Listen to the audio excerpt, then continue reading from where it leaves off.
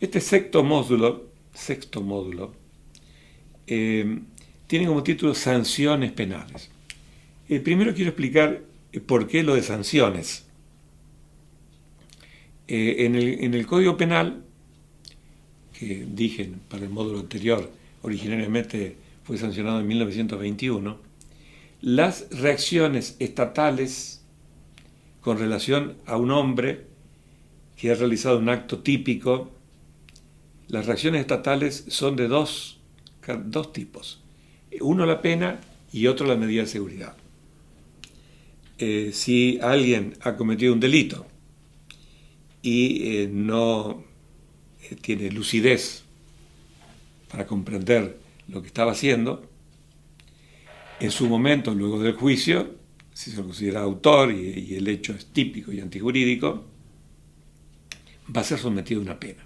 Pero si aquel individuo que incurre en un hecho típico no tiene posibilidad de comprender la criminalidad del acto, como dice el artículo 34 primero del Código Penal, no se le va a aplicar una pena, sino una sanción, que en este caso se llama, para la teoría, medida de seguridad.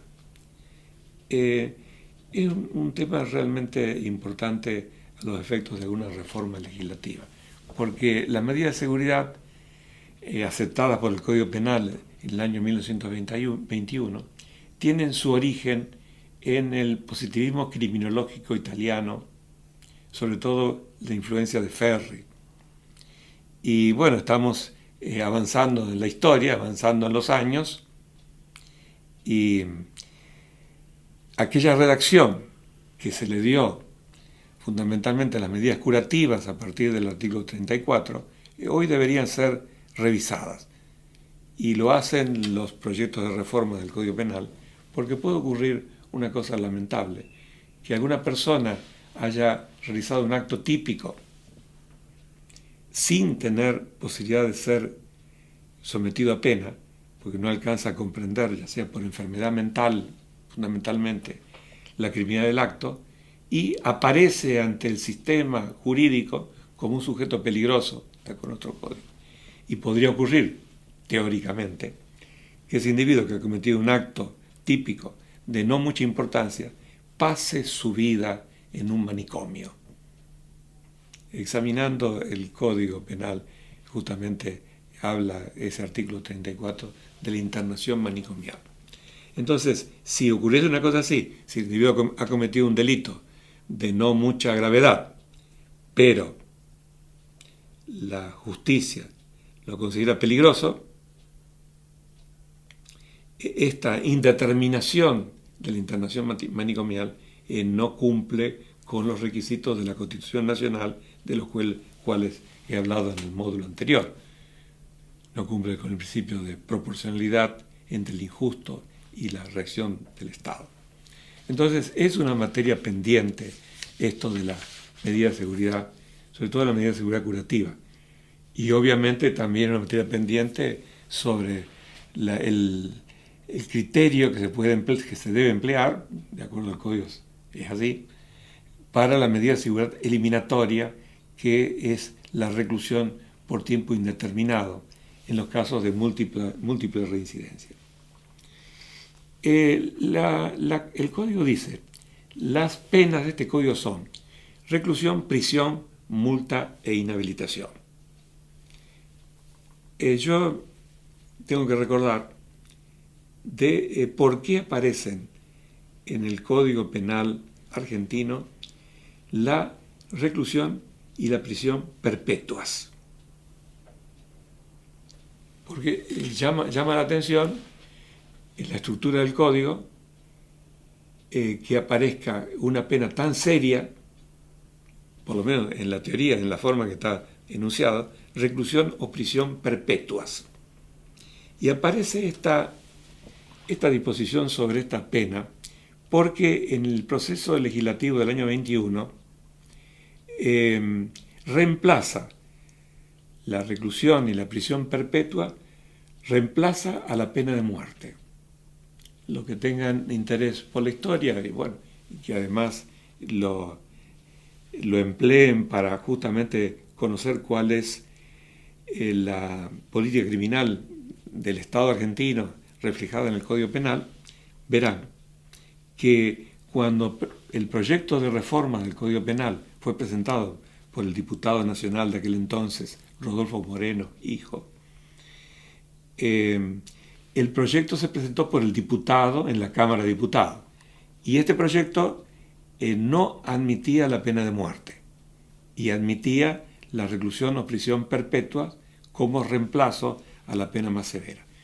Cuando pasó, aprobado el diputado, pasó al Senado, el Senado rechazó esa idea y, por su parte, incluyó la pena de muerte. Quiere decir que había una discordancia entre el criterio de diputados y el criterio del Senado. Pero como la Cámara de Diputados fue la Cámara iniciadora del proyecto, triunfó en definitiva ese criterio. Pero tenemos que tener todos en cuenta que la reclusión y la prisión perpetuas son la pena más grave, y la pena tan grave tampoco es aceptable hoy, pienso, por la cultura argentina en general. Y al mismo tiempo, como la República Argentina ha suscrito pactos internacionales que tratan de ponerle límites al poder penal, es muy probable que en alguna reforma que se haga al Código Penal desaparezca esta pena de reclusión y prisión perpetua. Ya la Corte se ha expedido en algunos casos puntuales, sobre todo cuando se aplicó a menores esta pena tan grave.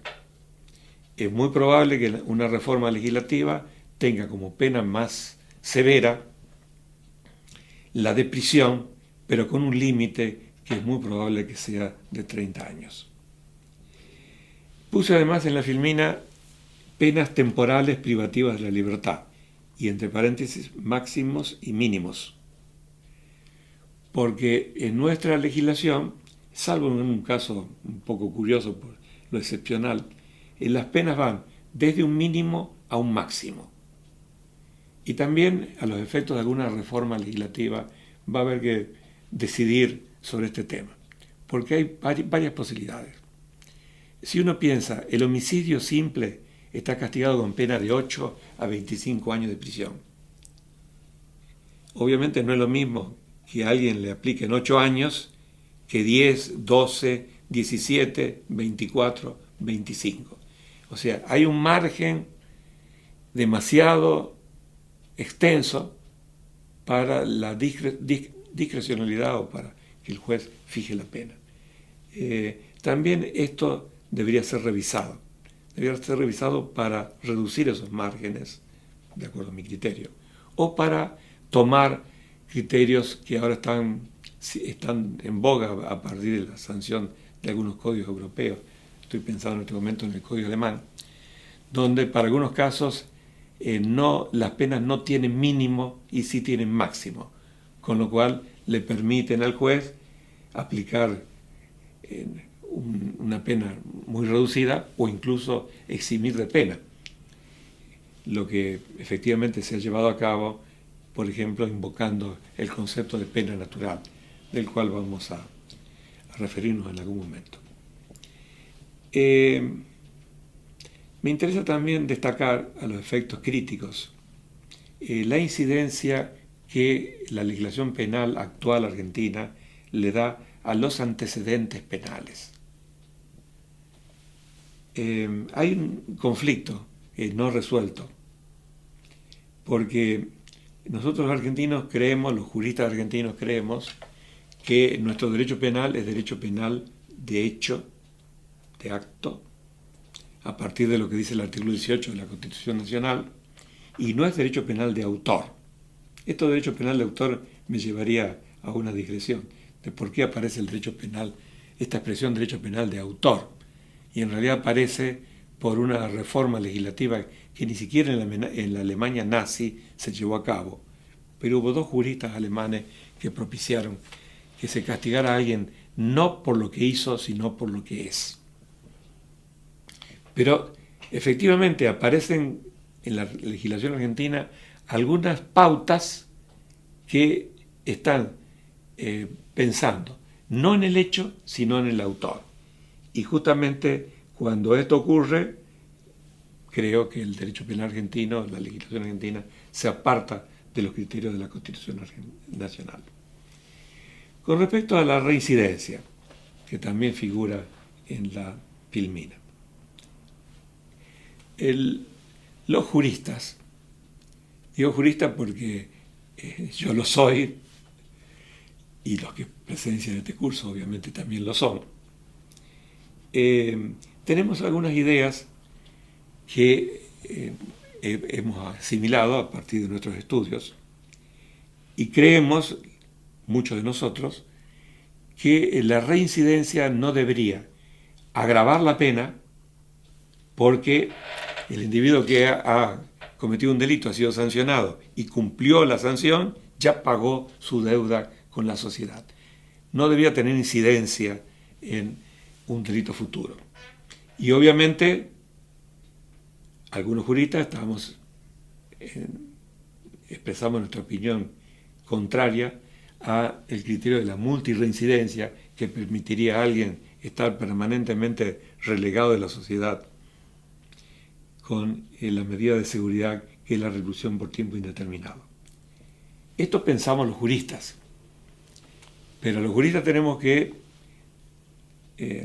reconocer, porque es así, es la lógica, que los que deciden sobre estos temas no somos nosotros, sino el pueblo argentino. El pueblo argentino a través de sus representantes. Entonces, los representantes nuestros, diputados, senadores, tienen que captar cuál es el sentimiento del pueblo argentino respecto de si un individuo que ya ha cometido un delito y vuelve a cometer otro delito o varios delitos más, merece alguna consideración desfavorable, por supuesto, o directamente no debería existir ni agravantes de la pena del segundo delito por la reincidencia, ni debería existir esta reclusión por tiempo indeterminado, que es relegar a los individuos así sancionados de la sociedad por un tiempo que la ley dice puede ser indeterminado, como puede ser eterno, puede durar toda la vida del sujeto que ha sido objeto de la sanción de la medida de seguridad, en este caso eliminatoria. Bueno, con esto entonces doy terminado este módulo y dejo para en otro momento hablar sobre las penas en concreto, dar algunos criterios sobre las penas en concreto, y los siguientes módulos van a estar ordenados a terminar el programa de este curso de Derecho Penal Constitucional tal cual lo he proyectado. Bueno, muchas gracias.